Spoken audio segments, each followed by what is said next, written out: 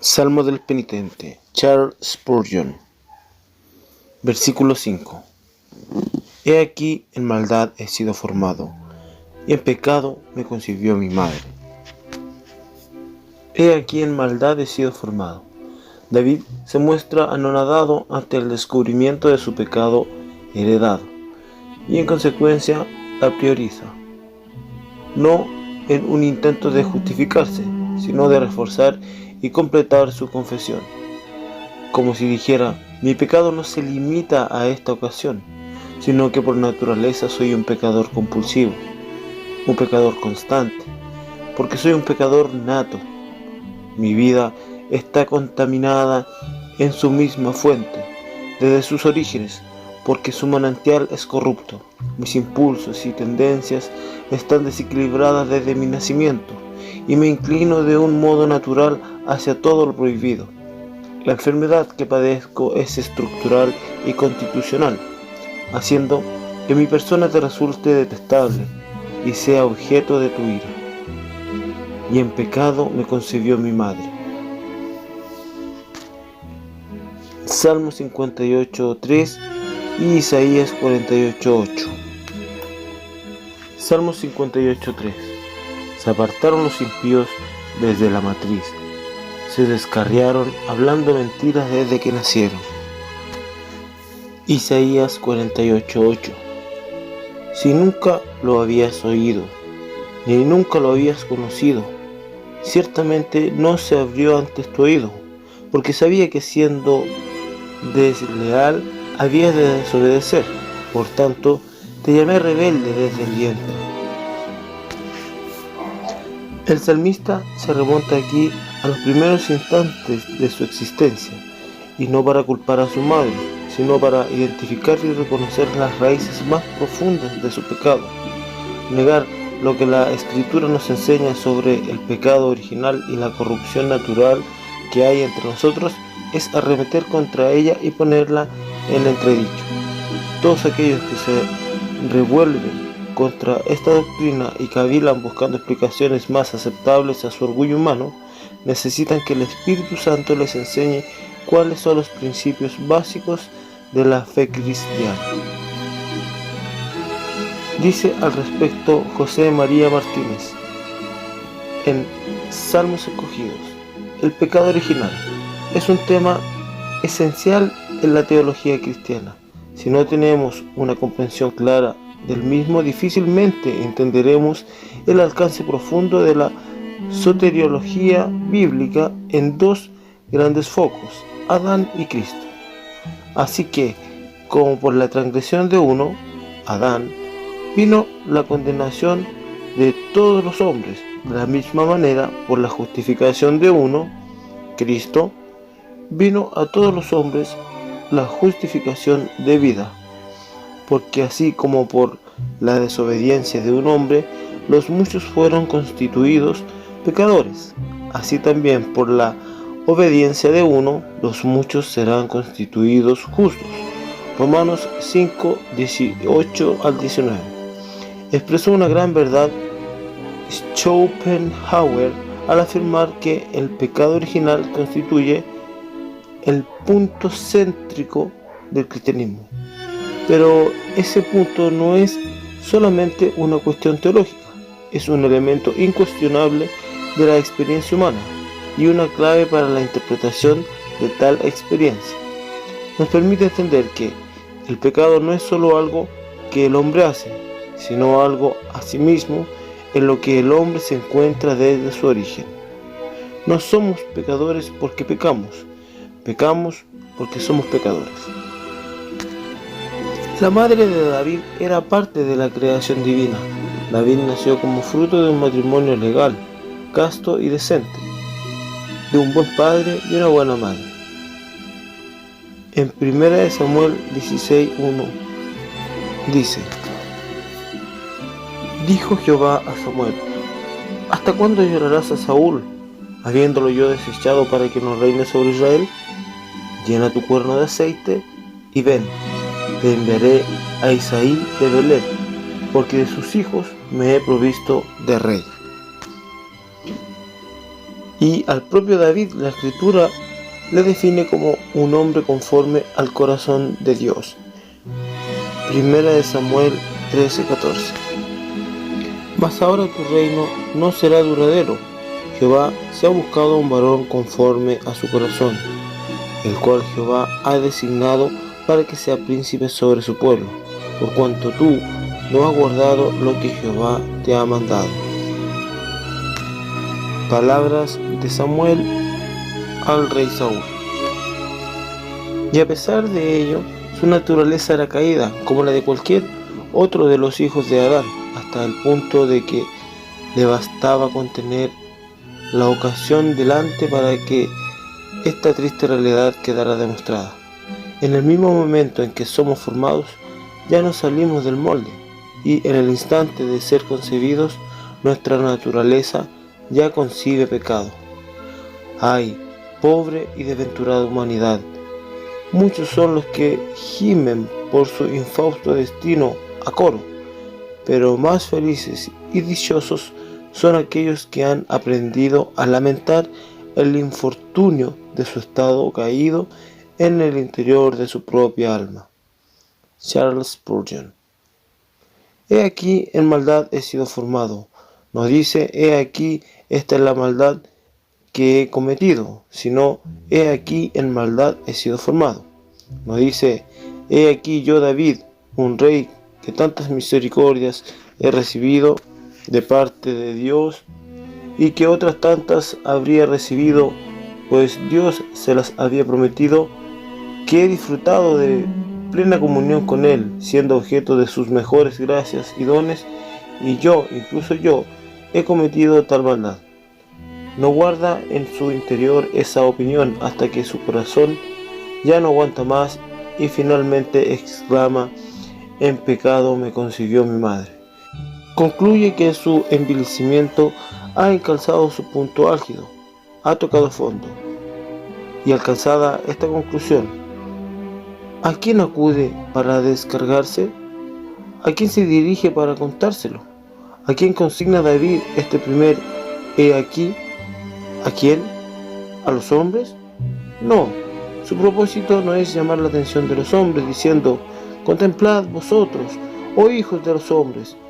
En todo caso, este pudiera ser objetivo secundario, una vez dicho y escrito todo, y puesto en conocimiento de la asamblea, pero no es su objetivo esencial, aunque no lo especifique, porque era necesario. La razón primordial de este he aquí es contárselo a Dios, o mejor digamos exponerlo ante Dios personalmente. En otro pasaje se expresa en estos términos: Dios miró desde los cielos y contempló a los hijos de los hombres. En el Salmo 53:2.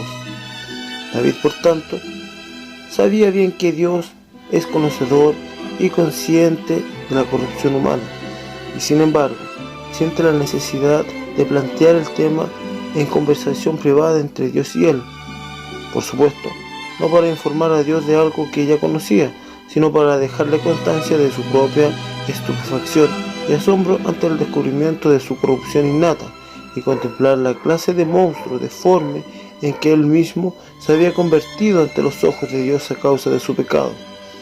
Se trata pues de un he aquí reflexionado y reflexivo, salido de la sorpresa y dirigido, más que Dios, asimismo un he aquí de perplejidad y asombro, lanzado con estupefacción al contemplar lo precario de su condición humana ante el Dios Santo y Todopoderoso, lo cual le lleva indefectiblemente a tener que añadir de inmediato un segundo he aquí, esta vez dirigido exclusivamente a Dios.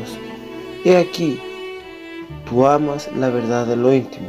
Su reflexión viene a ser más o menos la siguiente: oh, he aquí que por un lado me siento terriblemente abrumado en todos los aspectos, cuando al contemplarme a mí mismo me doy cuenta de lo corrupto que soy por naturaleza, y he aquí que por el otro, cuando considero lo infinitamente santo que tú eres, oh Dios mío, en tu ser y en tu naturaleza, me doy cuenta del grado de santidad que exiges de aquellos que se acercan a ti.